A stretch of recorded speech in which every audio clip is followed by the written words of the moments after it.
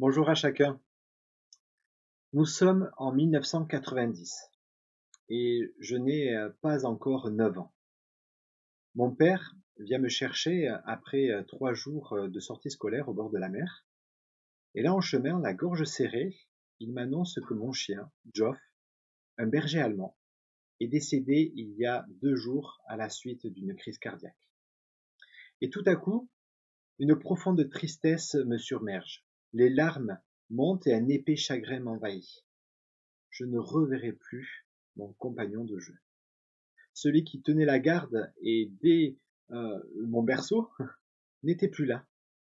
Et je vois en plus les yeux humides de mon père qui, tout en conduisant, essaie de consoler la peine de cette perte. Alors vous l'avez compris, ce matin j'aimerais partager avec vous cette émotion qu'est la tristesse en prenant un texte de la Bible qui raconte l'histoire d'un homme qui rencontra Jésus mais qui s'en alla tout triste. Mais avant de lire ce texte, 3 remarques préliminaires. La première, c'est de dire que la tristesse est une émotion bien souvent occultée. Nous n'aimons pas l'écouter, nous n'aimons pas la montrer et préférons même la camoufler. Souvent connotée comme négative, elle est considérée, surtout chez nous les hommes, comme marque de faiblesse et c'est bien connu, un homme, ça ne pleure pas. Or, comme bien d'autres émotions, elle est ce voyant rouge du tableau de bord de notre voiture qui s'allume quand ça dysfonctionne. Et la tristesse se manifeste normalement quand il y a un passé douloureux. Elle est associée donc soit à une rupture ou une séparation. Elle est liée également à une perte d'un objet, par exemple quand mon fils Lévi perd son doudou, la tristesse l'envahit, perte d'une personne, quand il y a un décès, perte d'un animal ou perte d'une projection, d'un projet. Elle est également rattachée au manque et à la déception. Et finalement, elle est cet indicateur interne qui nous dit qu'un truc ne va pas, que quelque chose nous a fait mal, et elle nous renseigne donc sur la perte d'un lien. Deuxième remarque concernant la tristesse, c'est aussi une émotion précieuse dans le processus de deuil. Le deuil, ce n'est pas seulement la perte d'un être cher, il y a plein de deuils à faire dans nos vies, plein de choses à lâcher régulièrement. Le fait, par exemple, de renoncer à une option quand je fais un choix, c'est aussi un deuil. Renoncer, c'est laisser une page se tourner, c'est accepter qu'une porte se ferme bien pour qu'une autre s'ouvre, et c'est donc accueillir un moment de tristesse. Et comme rien n'est immuable ici-bas et que tout est changement, nous avons besoin d'accueillir ce que la tristesse a à nous dire. Nous avons besoin de lui faire de la place pour l'entendre s'exprimer. Et ainsi, elle nous aidera à accepter ce que l'on a perdu et aussi nos propres limites, pour finalement nous ouvrir à quelque chose de nouveau, nous inviter à construire autrement, différemment, malgré la perte ou la rupture. Elle est donc en réalité ce passage pour clôturer le passé et revenir à la vie. Laisser le passé et revenir à la vie. Troisième et dernière remarque, la tristesse est aussi une émotion à gérer seule. Point d'interrogation et d'exclamation.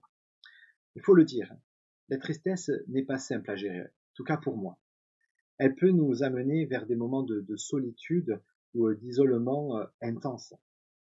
Et attention non plus à ne pas aller vers un repli de soi extrême qui nous couperait de toute relation. Mais ce chemin de solitude est aussi ce qui en fait sa force. Parce que ces moments sont aussi des moments pour nous aider à analyser, mais aussi à accepter les situations que nous rencontrons, et pour rebondir à nouveau. Elles sont finalement des occasions excellentes pour faire le point, réfléchir, nous poser des questions et prendre du recul. Et pour bien la gérer, il me semble important d'avoir aussi un espace, une oreille, une présence, qui saura entendre la douleur et la perte occasionnée, et ainsi en être consolé par la présence d'une personne, et pas forcément par des paroles. Alors à présent, je le disais, j'en viens à cette histoire de cet homme qui rencontra Jésus, mais qui s'en alla tout triste. Déjà, c'est assez singulier de voir cela. On n'a pas l'habitude de voir des histoires comme cela dans la Bible. Généralement, les évangiles relatent plutôt des événements qui montrent les gens qui rencontrent Jésus et repartent soit dans la joie, transformés et libérés de pesants soucis, soit en colère, parce qu'agacés par tant de tact et de sagesse de la part du Fils de Dieu. Alors, laissons-nous surprendre par ce récit, qui se trouve dans 3 des 4 évangiles, et lisons ce que Marc relate de cet événement. Nous y lisons donc dans l'évangile selon Marc au chapitre 10. Et voici cette histoire. Comme Jésus partait, un homme accourut et se jeta à genoux devant lui et lui demanda : « Bon maître, que dois-je faire pour obtenir la vie éternelle ? » « Pourquoi m'appelles-tu bon ? » lui répondit Jésus. « Personne n'est bon, sinon Dieu seul. Tu connais les commandements. Ne commets pas de meurtre, ne commets pas d'adultère, ne vole pas, ne porte pas de faux témoignages, ne fais de tort à personne, honore ton père et ta mère. » « Maître, répondit l'homme, tout cela je l'ai appliqué depuis ma jeunesse. Jésus posa sur cet homme un regard plein d'amour et lui dit : Il ne te manque qu'une chose. Va, vends tout ce que tu possèdes, donne le produit de la vente aux pauvres et tu auras un capital au ciel. Puis viens et suis-moi. En entendant ces paroles, l'homme s'assombrit et s'en alla tout triste, car il était très riche. Alors, que nous décrit cette histoire ? Eh bien, elle nous présente un homme apparemment jeune, fortuné et certainement influent. L'évangile selon Luc nous dit qu'il était même chef de synagogue, c'est-à-dire un prêtre juif connu pour sa connaissance de l'Ancien Testament et reconnu pour ses qualités. Et là, apercevant Jésus et ne souhaitant pas le manquer, il s'empresse vers lui, tel un sprinter de 100 mètres, s'agenouille pour implorer son aide en l'interpellant sur ce qu'il doit faire pour obtenir la vie éternelle. Comment aller au paradis ? C'est étonnant d'entendre cela, n'est-ce pas ? Lui, un spécialiste en religion, un ministre de culte, pose cette question. Il me semble que son catéchisme devait certainement le renseigner sur ces choses. Mais apparemment, il avait besoin d'autre chose. Il avait besoin de plus. Mais après donc quelques échanges avec Jésus, eh bien, c'est la déception. Verset 22. L'homme s'assombrit et s'en alla tout triste, car il était très riche, nous dit le texte. Il avait de grands biens. Et l'évangile selon Luc ira même jusqu'à dire qu'il fut extrêmement triste, jusqu'à en mourir. Alors, que nous révèle cette tristesse ? Eh bien, plusieurs choses. Je disais en introduction que la tristesse nous renseigne premièrement sur un truc qui ne va pas, sur la perte d'un objet, d'une personne ou d'une projection.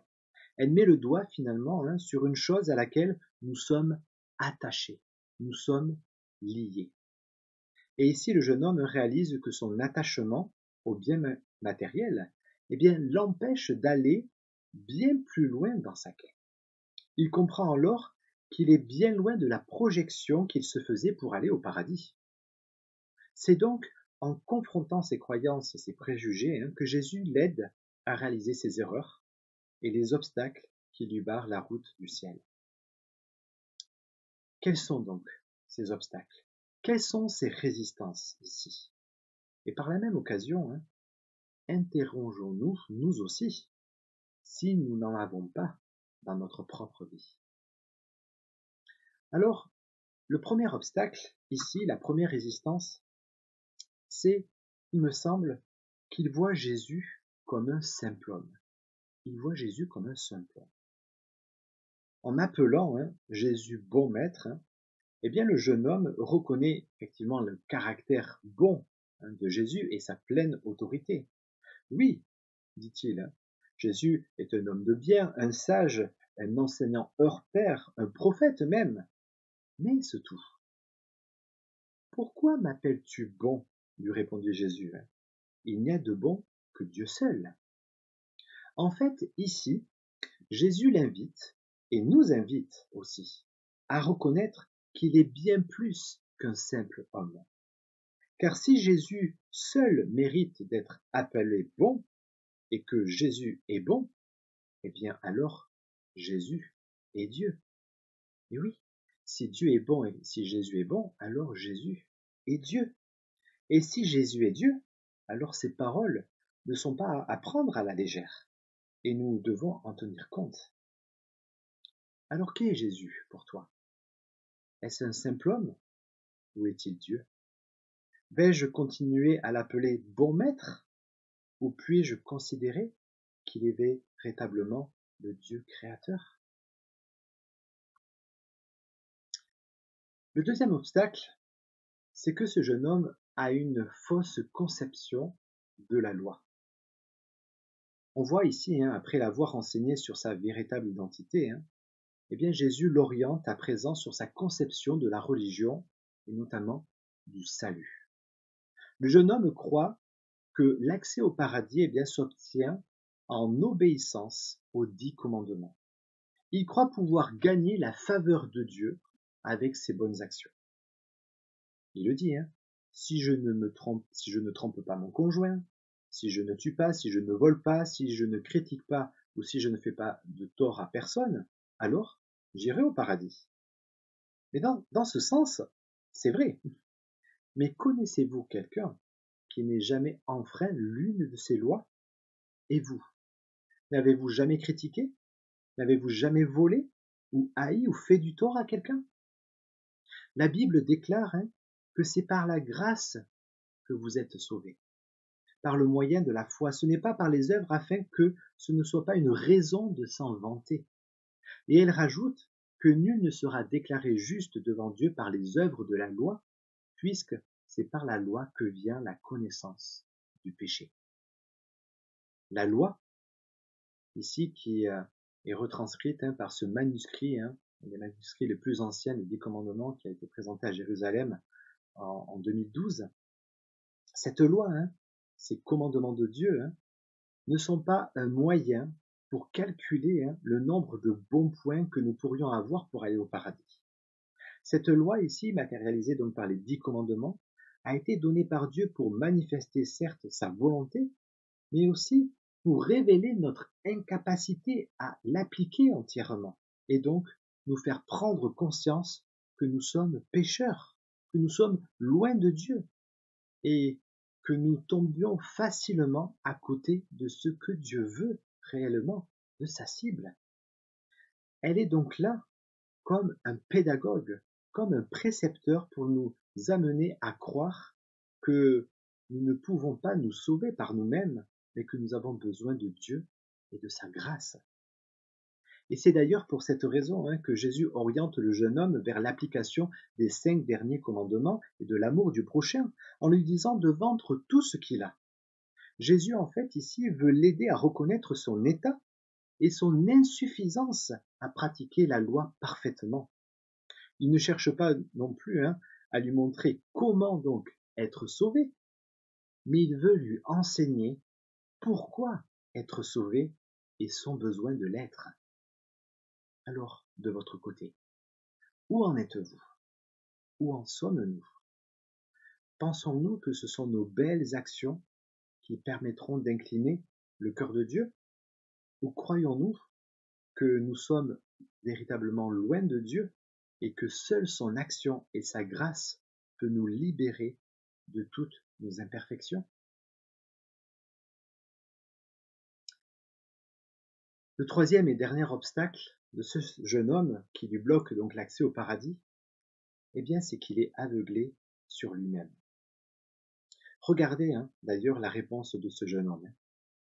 Elle nous montre clairement qu'il n'a pas compris ce que Jésus voulait lui faire découvrir. Maître, lui dit-il, J'ai observé toutes ces choses depuis ma jeunesse. Comme s'il disait, en fait, regarde, j'ai fait plein de beaux trucs, plein de belles choses dans ma vie. Ça ne serait pas suffisant pour aller au paradis? Et c'est avec un regard donc rempli de compassion que Jésus va lui expliquer, il te manque une chose. Il te manque une chose. Va, vends tout ce que tu as, donne-le aux pauvres et tu auras un trésor dans le ciel. Puis viens et suis-moi. Tu auras un capital dans le ciel. Le jeune homme ici vient d'affirmer son obéissance au commandement de Dieu et Jésus le met en face de ses responsabilités. Et par amour, il met le doigt là où ça fait mal. Et Jésus donc l'invite à examiner l'état de son cœur et à déterminer ses véritables priorités. Il amène donc à réaliser ce à quoi il est véritablement attaché, ce à quoi il est véritablement lié. Il ne demande pas bien sûr de vendre tous ses biens et les donner aux pauvres pour recevoir la vie éternelle, soyons clairs. Mais il souhaite lui montrer qu'il ne sait pas mettre en pratique la loi, qu'il ne sait pas aimer son prochain comme il prétend le dire et le faire. Du coup, son amalgame sur la personne de Christ, sa fausse conception de la religion de Dieu et son refus de reconnaître sa préférence, son attachement donc aux richesses, eh bien lui voile, lui bloque le chemin que Jésus est en train de lui montrer, le chemin pour le paradis. Pas étonnant, pas étonnant que ce jeune homme s'en aille assombri et tout triste. Il ne pensait pas être placé devant le Dieu qui allait lui révéler son éloignement et son péché. Il pensait certainement plutôt pouvoir s'en sortir tout seul et continuer ses bonnes actions pour mériter le paradis. Mais non, son aveuglement et son attachement aux richesses ne lui permet pas d'entrevoir de nouvelles perspectives. Alors, vous êtes croyant ou pas, chrétien ou athée, je ne sais pas, mais peut-être vous vous reconnaissez dans l'histoire de ce jeune homme. Peut-être pensez-vous devoir affiner votre conception de l'évangile et de la foi et du message biblique. Peut-être vous dites-vous vouloir creuser sur cette personne nommée Jésus et qui se dit être Dieu. Quoi qu'il en soit, à travers cette histoire, et en particulier l'émotion qui s'en dégage, eh bien, nous voyons la difficulté que nous pouvons expérimenter pour nous détacher de certaines choses afin d'en considérer de nouvelles. Et c'est à cela que la tristesse est importante. Je le disais en introduction, la tristesse est une émotion précieuse qui participe au processus de deuil. Elle s'insère donc sur un chemin de détachement pour vivre de nouvelles réalités. Et c'est bien ce que ce jeune homme était en train de vivre ici.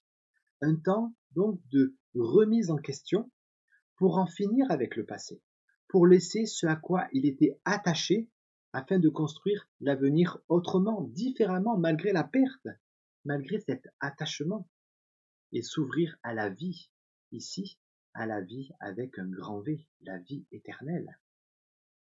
Et la Bible appelle ce processus ou ce virage bien la repentance, qui se caractérise tout simplement par un temps de regard intérieur et d'introspection pour prendre conscience de son état vis-à-vis de Dieu ou de quelqu'un d'autre, mais aussi par un temps de tristesse qui va être lié à ce que nous réalisons de nous-mêmes, de notre éloignement d'avec Dieu, d'avec notre rupture et de la perte occasionnée d'avoir vécu une vie sans Dieu.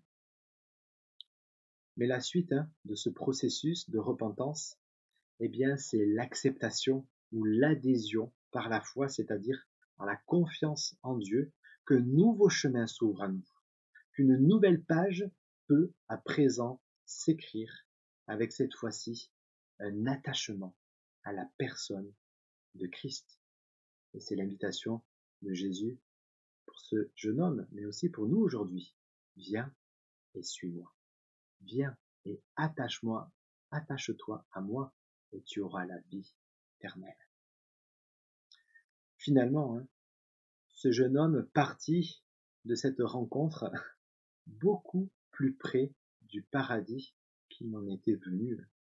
Et d'ailleurs, une vieille tradition voit en cet homme le tout premier rendez-vous de l'apôtre Paul avec son Dieu, qui lui conduisit donc vers ce chemin de détachement, mais aussi d'attachement à Dieu. Alors pour conclure, et bien que la tristesse soit ce passage oblige pour traverser les deuils et les pertes de nos vies, la perspective biblique sur cette émotion nous dit premièrement que oui, eh bien oui, il y a de la place pour la tristesse. Il y a de la place pour la tristesse. La tristesse a des choses à nous dire tant sur nous-mêmes que dans notre relation aux autres, aux choses, mais aussi à Dieu. Elle nous aide donc à traverser des moments difficiles de nos vies, des situations complexes que nous expérimentons, des passages vers d'autres horizons.